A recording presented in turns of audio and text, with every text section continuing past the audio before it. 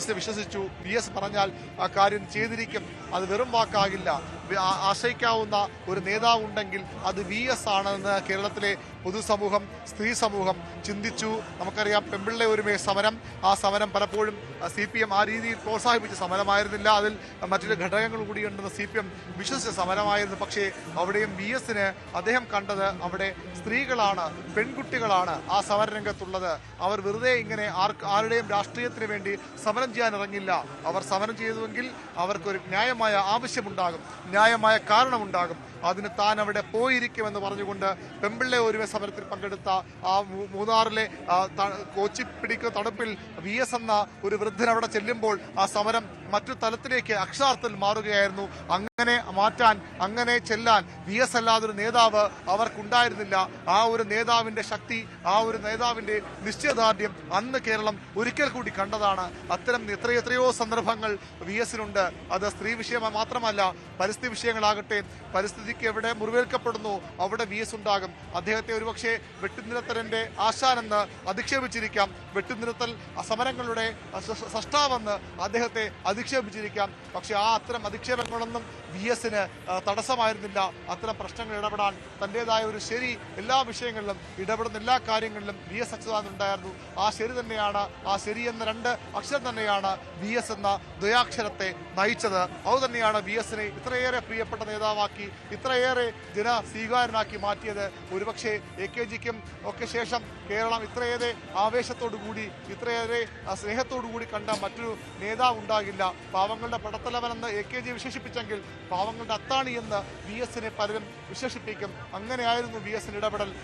പാവങ്ങളുടെ പ്രശ്നങ്ങൾ വന്നാൽ, സാധാരണക്കാരുടെ വിഷയങ്ങൾ വന്നാൽ, സ്ത്രീകളുടെ പ്രശ്നങ്ങൾ വന്നാൽ അവിടെ മുന്നിട്ടിറങ്ങും VS. ശരിതെറ്റുകൾ പിന്നീട്, ആദ്യം അവർക്കൊരു പരിഹാരം, ആദ്യം അവർക്കൊരു സാന്ത്വനം, അതായിരുന്നു VS. ആ സാന്ത്വനമാണ് ഇല്ലാതാകുന്നത്. ആ സാന്ത്വനമാണ് കഴിഞ്ഞ 6 വർഷത്തിലേറെയായി നിശബ്ദമായത്.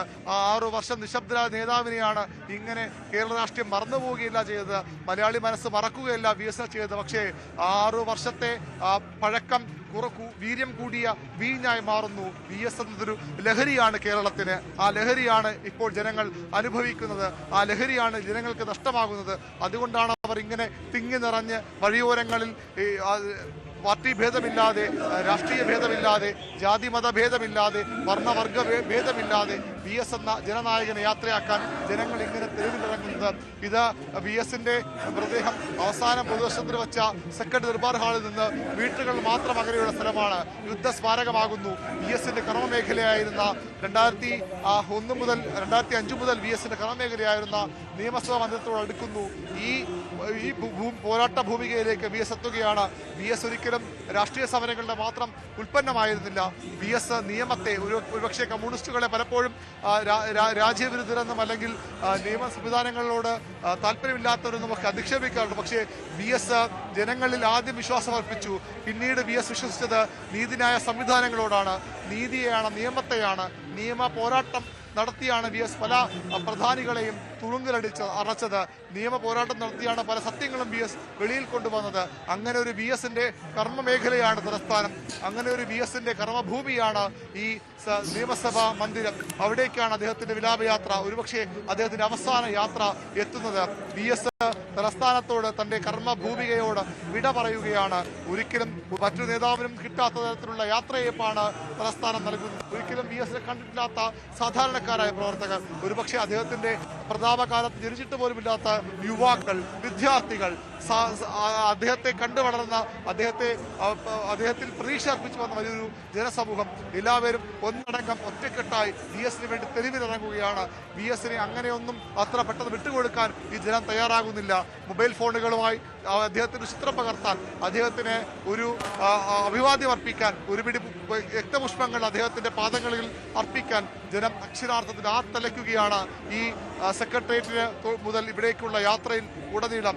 ഒരുപക്ഷെ ഇന്ന് രാത്രിയോടുകൂടി പുന്നപ്ര വടക്ക് അദ്ദേഹത്തിന്റെ വീട്ടിലെത്തിക്കാൻ, വേലിക്കകത്ത് വീട്ടിൽ അദ്ദേഹം ജ്യേഷ്ഠന് വില കൊടുത്ത് വാങ്ങിയ വീട്ടിലേക്ക് എത്തിക്കാനുള്ള ശ്രമമാണ് CPMന്റെ നേതാക്കൾക്ക്. പക്ഷേ എത്രത്തോളം സാധ്യമാകുമെന്ന് ഇപ്പോൾ പറയാനാകില്ല. കാരണം ഓരോ ഇഞ്ചിലും ജനങ്ങൾ കാത്തിരിക്കുന്നു, ഓരോ അടിയിലും ജനങ്ങൾ കാത്തിരിക്കുന്നു. VS എന്ന ജനനായകനെ കണ്ട് മാത്രമേ മുന്നോട്ട് പോകാൻ കഴിയൂ. അവരെ കാണിക്കാതെ അദ്ദേഹത്തിന്റെ മൃതദേഹം ഇവിടെ നിന്ന് കൊണ്ടുപോകാൻ ഒരുപക്ഷെ അവർ അനുവദിക്കില്ല.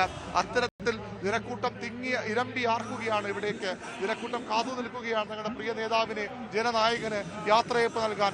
ഏതൊരു മനുഷ്യനും ആഗ്രഹിക്കുന്ന തരത്തിലുള്ള യാത്രയപ്പ്, ഏതൊരു കമ്മ്യൂണിസ്റ്റും ആഗ്രഹിക്കുന്ന തരത്തിലുള്ള യാത്രയപ്പ്, അതാണ് രാഷ്ട്രീയ കേരളം VS-ന് നൽകുന്നത്.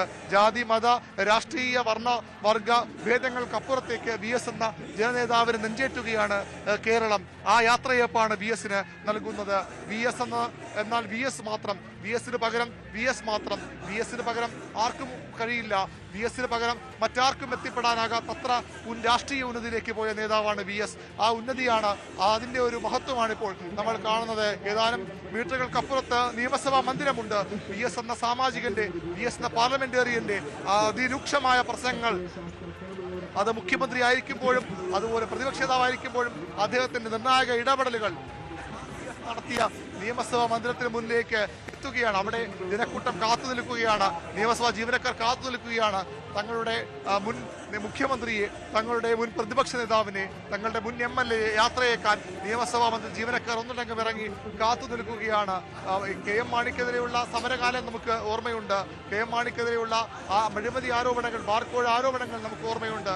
അന്ന് VS പ്രസംഗിച്ചു, മിസ്റ്റർ മാണി കെടാത്ത തീയും ചാകാത്ത പുഴുക്കളുമുള്ള നരകത്തിലാണ് നിങ്ങൾക്ക് സ്ഥാനമെന്ന് VS പ്രസംഗിച്ചപ്പോൾ കേരളം അത് അതിശയത്തോടെ കേട്ടു, അത്ഭുതത്തോടെ കേട്ടു, ആവേശത്തോടെ ഏറ്റെടുത്തു. KM മാണിയും അന്നത്തെ ഭരണപക്ഷവും അതിൽ അക്ഷരാർത്ഥത്തിൽ കിടുങ്ങി. അന്നത്തെ ഒരു ദിവസം ഇപ്പോഴും എനിക്ക് ഓർക്കാൻ കഴിയുന്നുണ്ട്. അന്ന് പ്രതിപക്ഷ നേതാവ് VS-ന്റെ നേതൃത്വത്തിൽ ഈ പ്രസംഗത്തിന് ശേഷം സഭാ നടപടികൾ നിർത്തിവെക്കുന്നു. അവിടെ VS പ്രതിപക്ഷവും സഭയിൽ നിന്ന് വിട്ടിറങ്ങുന്നു. സാധാരണഗതി അത്തരത്തിൽ സഭാ സംഘർഷത്തിലാകുമ്പോൾ, സഭാ നടപടി തടസ്സപ്പെടുത്തുമ്പോൾ സ്പീക്കർ ഇടപെട്ട് ഒരു സമവായ യോഗം വിളിക്കാറുണ്ട്, കക്ഷിനേതാക്കളുടെ യോഗം വിളിക്കാറുണ്ട്. ആ യോഗത്തിന് ശേഷവും VS തന്റെ നിലപാട് മാറ്റിയില്ല. ഈ പ്രസംഗത്തിൽ നിന്ന് ഒരു വാക്ക് പോലും മാറ്റിയില്ല, ഒരു വരി പോലും മാറ്റിയില്ല. അതായിരുന്നു VS അച്യുതാനന്ദൻ. ഉറച്ച നിലപാടുകൾ, ഉറച്ച ശബ്ദം, ആ ശബ്ദമാണ് ഇല്ലാതാകുന്നത്, ആ നിലപാടുകളാണ് ഇല്ലാതാകുന്നത്. അതിന്റെ പേരാണ് VS, ആ പോരാട്ടത്തിന്റെ പേരാണ് VS. നേരത്തെ അരിസ്റ്റോ സുരേഷ് എന്ന സിനിമാ താരം നമ്മോട് അനുസ്മരിച്ചതുപോലെ VS എന്നാൽ VS അല്ല, VS എന്നാൽ സമരമാണ്, VS എന്നാൽ പോരാട്ടമാണ്. ആ പോരാട്ടത്തിനാണ് ഒരു അന്ത്യമാകുന്നത്, ആ സമരത്തിനാണ് അന്ത്യമാകുന്നത്. അദ്ദേഹത്തിന്റെ ആത്മകഥ സമരം തന്നെ ജീവിതം എന്നാണ്. ആ സമരം തന്നെ ജീവിതമാക്കിയ നേതാവാണ് വിട പറയുന്നത്. സമരങ്ങൾ അവസാനിപ്പിച്ച്, പോരാട്ടങ്ങൾ അവസാനിപ്പിച്ച് VS മടങ്ങുകയാണ്. ഒരുപക്ഷെ നമുക്ക് ആ വാഹനത്തിന്റെ ദൃശ്യങ്ങൾ കാണാം. VS-ന് വിട നൽകാൻ രാഷ്ട്രീയ കേരളം ഒന്നടങ്കം എത്തുമ്പോൾ ആ VS-നെ വഹിച്ചുകൊണ്ടുള്ള ആ വാഹനത്തിനും ഒരു കഥയുണ്ട്. ഈ ജൻഡ്രം ബസ് ഉദ്ഘാടനം ചെയ്ത VS-ന്റെ കാലത്താണ്. അന്ന് VS ആണ് ആദ്യം അതിലെ യാത്രികനായി മാറിയത് 2008-ൽ. അത്തരത്തിൽ വികസനത്തിന്റെ രംഗത്ത് VS-ന്റെ പല സംഭാവനകളുണ്ട്. പക്ഷേ പലപ്പോഴും VS-നെ വികസന വിരോധിയായി ചിത്രീകരിക്കപ്പെട്ടിരുന്നു. പലപ്പോഴും അതിനൊക്കെ VS മറുപടി പറഞ്ഞു, ജനങ്ങളാണ് എന്റെ ശരി, എന്റെ ശരിയാണ് എന്റെ ശരി, ആ ശരിക്ക് വേണ്ടിയാണ് പോരാട്ടം നടത്തിയത്. അത് ഇനിയും തുടരുമെന്ന് പറഞ്ഞ VS ഇപ്പോൾ അദ്ദേഹത്തിന്റെ കർമ്മഭൂമിയിലേക്ക്, VS-ലെ സാമാജികൻ അതിന്റെ എല്ലാ ശക്തിയോടും കൂടി ആഞ്ഞടിച്ച നിയമസഭാ മന്ദിരത്തിന് മുന്നിലേക്ക് VS എത്തുകയാണ്. VS എന്ന ജനനേതാവ്, VS എന്ന നിയമസഭാ സാമാജികൻ, അത് ഒരു പാഠമാണ് പലർക്കും. VS-ന്റെ നിലപാടുകൾ, അതിനപ്പുറത്തേക്ക് പലപ്പോഴും VS പിന്മാറിയിരുന്നില്ല. പറഞ്ഞ കാര്യങ്ങൾ ഉറച്ചു നിൽക്കും. എത്ര പ്രതിസന്ധി ഉണ്ടായാലും, എത്ര സമ്മർദ്ദമുണ്ടായാലും VS പിന്മാറാൻ ഒരുക്കമായിരുന്നില്ല. VS പറഞ്ഞയിടത്ത് ഉറച്ചു നിൽക്കും. അങ്ങനെ ഒരു നേതാവ് അപൂർവങ്ങളിൽ അപൂർവമാണ്. അത്തരമൊരു നേതാവ്, അതൊരു പ്രതിഭാസമാണ്. ആ പ്രതിഭാസത്തിനാണ് ഇന്നലെ SUT ആശുപത്രിയിൽ അന്ത്യമായത്. 1 മാസത്തിലേറെ നീണ്ട ചികിത്സകൾ, പോരാട്ടങ്ങൾ, ആരോഗ്യരംഗത്ത് വിദഗ്ധർക്ക് പോലും അത്ഭുതമായി മാറിയിരുന്നു VS-ന്റെ തിരിച്ചുവരവിനുള്ള ശ്രമം. അത്തരമൊരു നേതാവാണ് ഇപ്പോൾ വിടവാങ്ങിയിരിക്കുന്നത്. ആ ഒരു നേതാവിന്റെ അവസാന യാത്രയാണ്, തന്റെ കർമ്മഭൂമിയിൽ നിന്നുള്ള യാത്രയാണ് നമ്മൾ കാണുന്നത്. ഇപ്പോൾ നിയമസഭാ സെക്രട്ടറിയുടെ ജീവനക്കാർ VS-ന് അന്ത്യാഭിവാദ്യം അർപ്പിക്കുകയാണ്. VS-ന്റെ എത്രയെത്രയോ പ്രസംഗങ്ങൾ, എത്രയെത്രയോ ഇടപെടലുകൾ, നിയമനിർമ്മാണങ്ങളിൽ, വാക്കൗട്ട് പ്രസംഗങ്ങളിലൊക്കെ VS നടത്തിയ ഇടപെടലുകൾ, അതിലൊക്കെ സാക്ഷിയായ നിയമസഭാ മന്ദിരം VS-ന് അന്ത്യയാത്ര നൽകുകയാണ്, അന്ത്യാഭിവാദ്യം അർപ്പിക്കുകയാണ്. കേരളത്തിന്റെ സമര പോരാളിക്ക്, കേരളത്തിന്റെ വിഷമമില്ലാത്ത പോരാളിക്ക് 82 വയസ്സിൽ ഒരു മുഖ്യമന്ത്രിയാകുന്നു, സംസ്ഥാനത്തിന്റെ മുഖ്യമന്ത്രിയാകുന്നു. ആ മുഖ്യമന്ത്രി പിന്നീട് നടത്തുന്ന ഇടപെടലുകൾ, അദ്ദേഹത്തിന്റെ സേവനങ്ങൾ ഒക്കെ ജനം അത്ഭുതത്തോടെ മാത്രം കണ്ടുനിന്ന വി എസ് ആണ് വിട വാങ്ങുന്നത്. വി എസിനെ അംഗീകരിക്കുന്നവർ, വി എസിനെ ആരാധിക്കുന്നവർ അത് കേരളത്തിൽ മാത്രം ഒതുങ്ങില്ല. നമുക്ക് ദേശീയ നേതാക്കളുടെ, പ്രധാനമന്ത്രി അടക്കമുള്ള നേതാക്കളുടെ അനുസ്മരണങ്ങൾ കേട്ടാൽ അത് മനസ്സിലാകും. ഇന്ത്യൻ രാഷ്ട്രപതി വന്നിട്ട് വി എസിനെ കാണാൻ സമയം ചോദിച്ച ഒരു ചരിത്രമുണ്ട് കേരളത്തിന്. വി എസിന് ആ സമയത്ത് അദ്ദേഹം ഉറങ്ങുന്ന സമയമാണ് പകൽ. അത് ആ സമയത്ത് എത്താൻ കഴിയുന്ന ആദ്യം മറുപടി കിട്ടി. അന്ന് രാഷ്ട്രപതി പറഞ്ഞത്, ഞാൻ കാത്തിരിക്കും, വി എസ് എപ്പോൾ സമയം കിട്ടുമോ അതുവരെ ഞാൻ കാത്തിരിക്കും. അങ്ങനെ വി എസിനെ കാത്തിരുന്നു കണ്ട രാഷ്ട്രപതിമാരുള്ള നാടാണ് കേരളം. അത്രയേറെ രാജ്യം വില നൽകിയ നേതാവാണ് വി എസ്. അങ്ങനെ ഒരു വി എസിനെയാണ് കേരളം നഷ്ടമാകുന്നത്. ആ വി എസിന് പകരക്കാർ ഒരിക്കലും ഉണ്ടാകില്ല. ആ പകരക്കാർ ഒരിക്കലും ഉണ്ടാകില്ലെന്ന് ഉറപ്പാണ്.